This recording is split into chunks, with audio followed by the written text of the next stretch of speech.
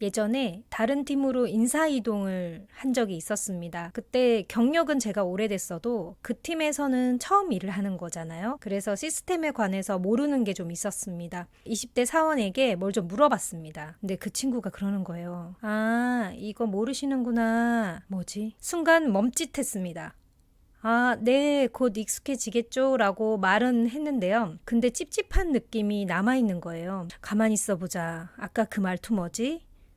이 사람 나를 무시하는 건가? 계속 그런 생각이 떠오르는 겁니다. 복도에서 인사를 하고 얼굴을 마주칠 때마다 뒤가 계속 찝찝하고 기분이 계속 나쁘더란 말이에요. 집에 돌아와서도 생각이 났었습니다. 그때는 당황해서 넘겼는데 생각할수록 열받는 이런 상황. 이럴 때 여러분들은 어떻게 하세요? 우리가 대부분 화가 나는 이유는 존중받지 못했다, 무시받았다, 부당한 취급을 받았다라고 느낄 때 많이 생기는데요. 화날 때 어떻게 대처할지 알려주는 방법은 많은 곳에서 이야기를 합니다. 그런데 오늘 제가 말씀드릴 이야기는 그런 게 아니라 나는 왜 이 상황에서 화가 나는지 그 이유를 좀 찾아보고 스스로 감정 조절을 할 수 있는 방법을 알려드리려고 합니다. 사실 지금 말씀드릴 내용이 마음 공부와 관련이 있는 내용입니다. 그래서 조금 집중해서 들어주시면 큰 도움 받으실 거예요. 화가 날 때는 이 세 가지를 기억해 주세요. 첫 번째는 사람은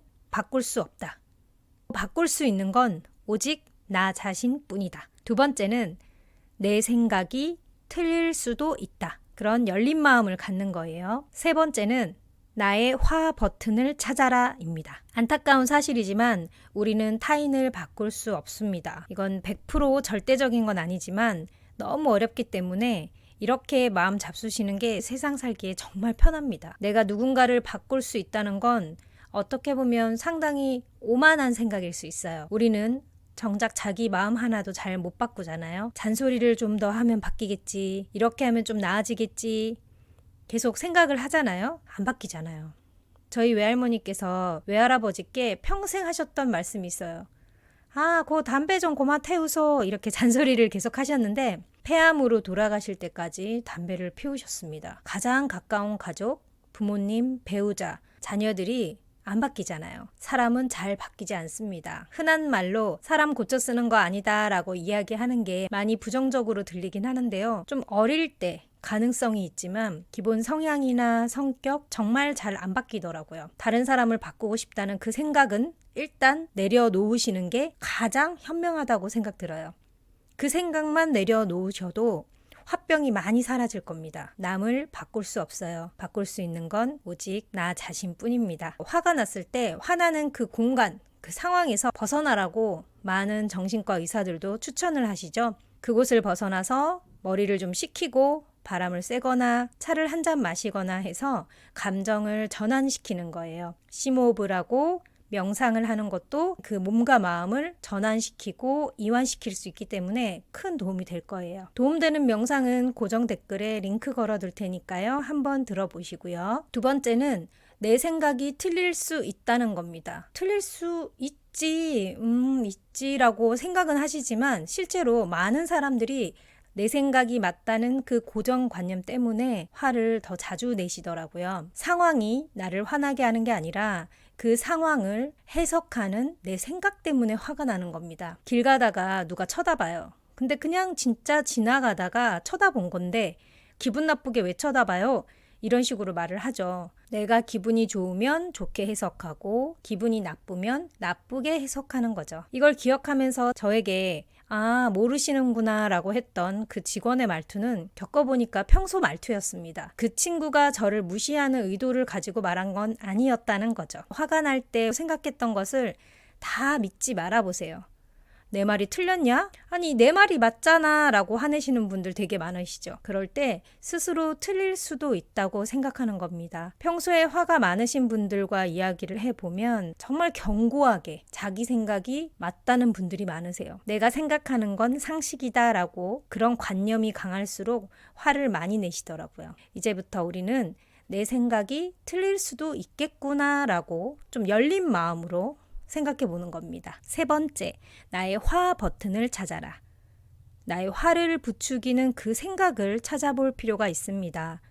나의 어느 부분을 건드려서 내가 화를 내는 건지 그 살펴보는 거, 그런 알아차림이 필요한데요. 제가 부서 변경을 했을 때 낯선 상황이라 긴장을 좀 했어요. 잘해 보이고 싶고 좀 프로다운 모습을 보이고 싶어 했죠. 그런 마음에 그 직원의 말이 거슬렸던 겁니다. 건드려진 거예요. 무시하나라는 생각으로, 무시받는다는 그 느낌으로 그렇게 제 화 버튼을 누른 겁니다. 상처난 곳은 조금만 스쳐도 쓰라리잖아요.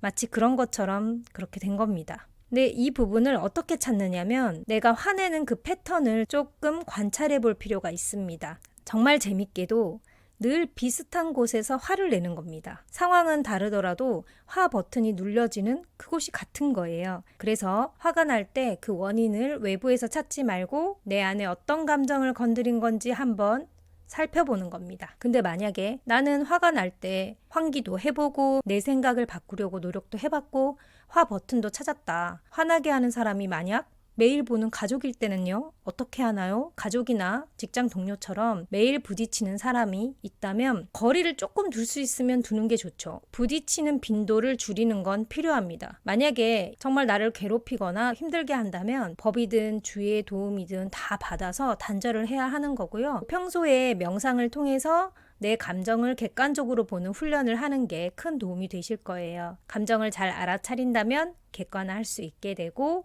볼 수 있게 되면 조절하는 게 훨씬 편안해지기 때문이에요. 가족에 관한 이야기가 나와서 말씀드리는데 저는 저희 어머니와 한때 정말 많이 다퉜습니다. 어릴 때는 세상에 엄마만큼 저를 잘 알아주는 사람이 없다는 생각이 들 만큼 대화도 잘 통하고 너무 재밌었어요. 그 시기에는 정말 별거 아닌데도 엄마와 이야기를 하다 보면 꼭 말싸움이 되더라고요. 어머니는 그럴 때마다 너는 명상하는 애가 왜 나한테 꼭 그렇게 말을 하냐 뭐라고 하셨어요.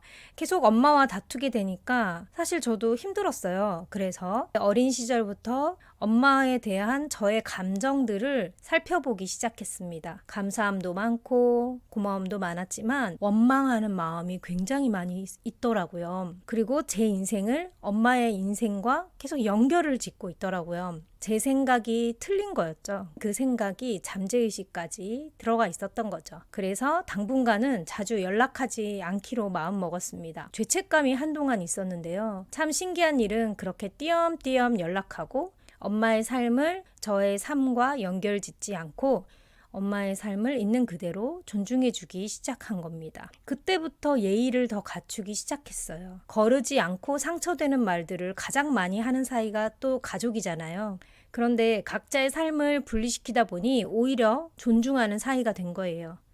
오늘 이야기 정리하겠습니다. 생각할수록 화가 날 때는 이 세 가지를 꼭 기억하세요. 첫 번째, 바꿀 수 있는 건 나 자신뿐이다. 두 번째, 내 생각이 틀릴 수도 있으니 오픈된 마인드를 가지자. 세 번째, 나의 화 버튼을 찾아라. 그리고 꾸준히 명상을 하신다면 화라는 감정에서 훨씬 자유로워지실 거예요. 도움이 되셨다면 좋아요, 구독 눌러주시고요. 오늘도 명상하는 하루 되시길 바랍니다. 행복하세요. 감사합니다.